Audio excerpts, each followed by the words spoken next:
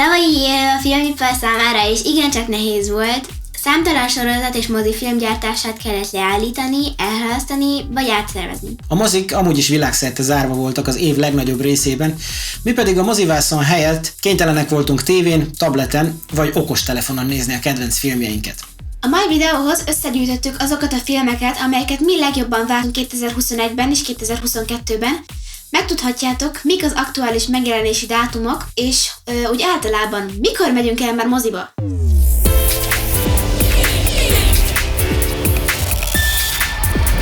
Sziasztok! Üdvözlünk benneteket ismét a Two Generations csatornán, ahol a legjobb filmekről és könyvekről beszélünk két generáció szemszögéből. Ha most jártok nálunk először, és ti is szerettek olvasni és mozizni, mindenképp iratkozzatok fel a csatornánkra, és a Twitter és Instagram oldalunkon pedig további érdekességeket és véleményeket olvashattok két videó megjelenése között is.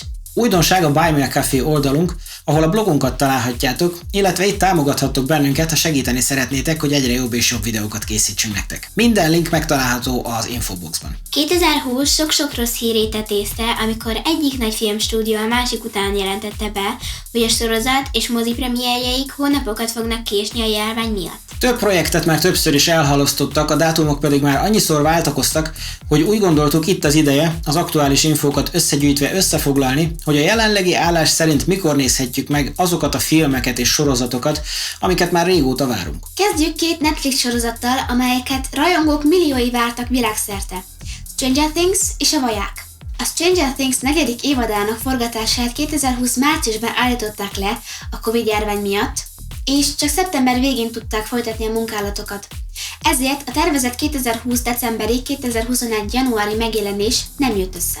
A hírek szerint leghamarabb 2021 nyár elejére várhatjuk a folytatást, amely a szereplők szerint nagyobbat fog szólni, mint eddig bármelyik évad. A Witcher sorozat második évadát 2020 decemberére ígérte a Netflix. A show forgatása azonban többször is leállt, egyes stábtagok Covid-fertőzése, legutóbb pedig decemberben a főszereplő Henry Cavill lábsérülése miatt. Így már 2021 első fele is esélytelen a sorozat megjelenésére. A Platige Image cég jelentése szerint, akik a sorozat különleges effektjeit készítik, 2021 augusztus vége, szeptember eleje a megjelenés valószínű ideje. Ugyanis júliusban kell befejezniük a második évad speciális effektjeit, és az első évad is a speciális effektek elkészülte után egy hónappal jelent meg. Kenneth Branagh második Agatha Christie rendezése, a Halál a Níluson eredetileg 2020. október 23-án kellett volna megjelenjen, azóta azonban már többször is eltolták a megjelenést különböző okok miatt. Mivel az előző Branagh rendezte Poirot filmet nagyon szerettük, türelmetlenül, de hiába vártuk először novemberre, decemberre, majd januárra a megjelenését.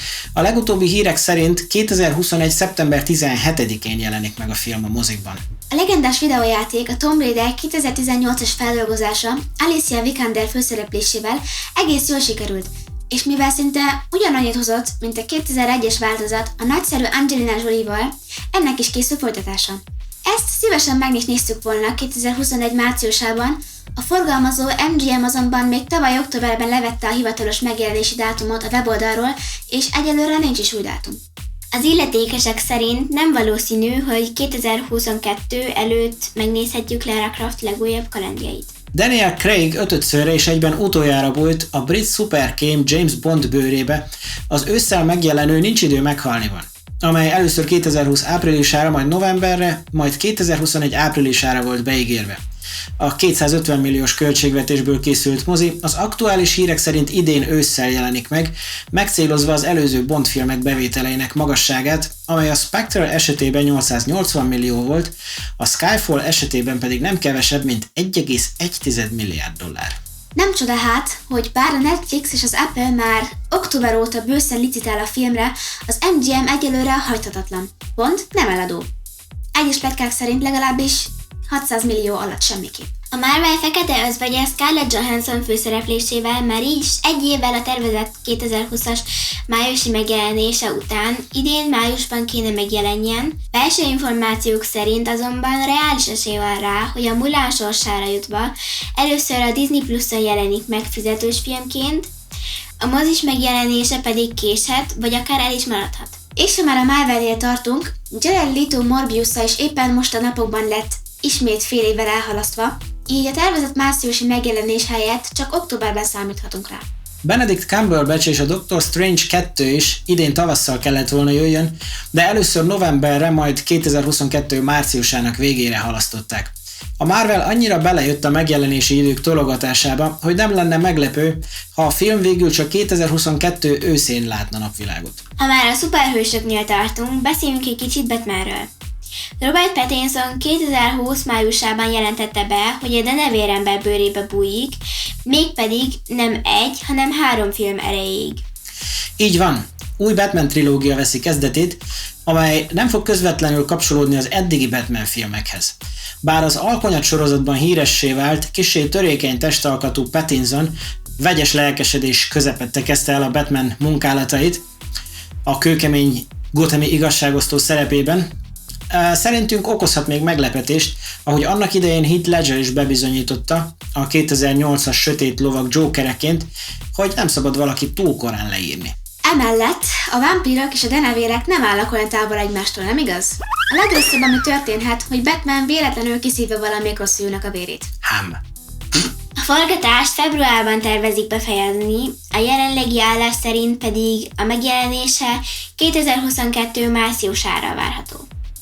Arra a kérdésre, hogy összecsap-e Pattinson Batmanje Joaquin Phoenix Jokerével, a készítők elmondták, hogy mivel Phoenix Jokere a 30-as évei végén jár, 1981-ben, az új Batman trilógia pedig napjainkban játszódik, kicsit kiábrándító lenne végignézni, ahogy Batman összever egy nyugdíjast, szóval nem. Ki gondolná, hogy már 36 év telt el az első Szellemírtók film óta, azóta készült már rajzfilmsorozat, és több film is a témában, de valljuk be, egy sem volt olyan jó, mint az eredeti. Azt sem sokan hitték volna, hogy az eredeti csapat még egyszer szellemírtő egyenruhába bújik, és természet feletti kalandokba keveredik. Pedig pontosan ennek lehetünk hamarosan tanulni a mozikban, ugyanis Bill Murray, Ernie Hudson, Dan Aykroyd és Sigourney Weaver is visszatér a Ghostbusters Afterlife-ban, amelyek 2020. július 10-i eredeti megjelenési időtől jóval elcsúszva 2021. júniusában jelenik meg a mozikban. Egy másik film, amit türelmetlenül várunk, az új Minion film, a Growth in Relief, amit tavaly júliusra ígértek, de ehelyett csak idén júliusban jelenik meg, ha nem csúsztatják megint tovább. A film készítőjének aggodalma teljesen érthető, hiszen óriási pénz lehetősége van a Minionokban, miután a 2015-ös első rész 1 milliárd 159 millió dollár bevételt generált, ezzel az első nem Disney filmként meghaladva a bűvös 1 milliárdos határt, amelyet előtte csak a Toy Story 3 és a Jégvarázs tudott elérni. A Halál a Nilsonnal egy kicsit kitoltak velünk. Igen, azt már jó régóta várjuk. Az első Poirot film óta, mióta az első trélert láttuk, igaz? Igen. És aztán készültünk filmet, vagy mozit, vagy videót készíteni. Videót készíteni belőle. Mozik készíteni belőle, ez kicsit drága lett volna. Készültünk videót, hát melyiket mondta Szilvia? Poirot mondta, hogy $50 csinál. Igen, $50. Szerettünk volna már belőle decemberben egy videót készíteni, nem jött össze. Aztán gondoltuk majd januárban, nem jött össze, hát ha összejön. Oh. Amúgy én a Batman-t várom még, Pattinsonnal. Azt én kíváncsi vagyok nagyon, hogy fog szerepelni benne. Tehát neki már egy szuper ereje van, mert ugye vért szívni tud. A sok kütyű az még hozzájön, szerintem nincs esélye a többieknek. Nehezen tudom elképzelni, hogy ő egy ilyen kis víznek is szábél. Hát ő lesz a vámpír denevér. Hát igen. Kis szárbél. Ilyet Twilight-ban is így mondta, hogy én vagyok a legveszélyesebb, nem tudom mi a világon, és akkor közben megint ki kb. Heath Ledgerrel ugyanígy volt annak idején, a sötét lovagban. Jó, de Mindenki csak röhögött, hogy Heath Ledger Jokert akart játszani, és aztán meg nagy volt a meglepetés. Mondjuk én arra felmondtam, hogy testalkat szinte nem passzol. Hát nem baj, majd kitövök neki a melltartót, hogy legyen. Én nem ilyet várom. Én is várom a Miniont. Én is A Minion filmet. Grúval. A kicsi Grúval. Ja, igen. Pici gró. Én halálra rögtem magam az eddigi Minion filmeken, és imádtam őket. Biztos, hogy jó lesz. Biztos, hogy jó lesz. Banana. Alig várom. Te meg a Fekete Özvegy? Igen, a Fekete Özvegyet nagyon várom, úgy minden Marvel filmet várom, mert... Te Marvel rajongó vagy, Doctor Strange-et is akkor. Igen. Amúgy nekem a Doctor Strange az egyik, az volt, amelyik nem annyira nagyon tetszett a Marvel filmek közül, de csak azért, mert Benedict Cumberbatch játszik benne, azért megnézem. Igen, az első Doctor Strange az nekem sem annyira jött be. Ez kicsit fura volt, de viszont mikor már a végjátékban játszott, meg a többi ilyen azokban a filmekben, amiben mindegyik benne volt, abban jó volt. Nem tudom, nekem a Doctor Strange-en kívül még Wonder Woman-nel van bajom. Azt sem szeretem annyira. És az a nyilazós csákó, amik a Jancsés Juliskában játszott, hogy hívják azt? Jeremy Renner alakítja. Clint Bayard. Clint Eastwood. De Clint, de nem Eastwood. Más még, amit vártok? A Tomb Raider-t. Én is. Az eddigi Tomb Raider filmek szerintem mind jól sikerültek. Nekem az Angelina Jolie-s 2 film is nagyon tetszett. Alicia Vikander is nagyon jó volt. Valahogy nekem azért mégis Angelina Jolie maradt meg így. Igen. Tomb Raider-ként, vagy Lara Croft-ként, nem tudom. Valahogy ő egy kicsit közelebb állt az eredeti Tomb Raider főszereplő kinézetéhez szerintem. Hogy jobban úgy nézett ki? Egy kicsit jobban hasonlított rá.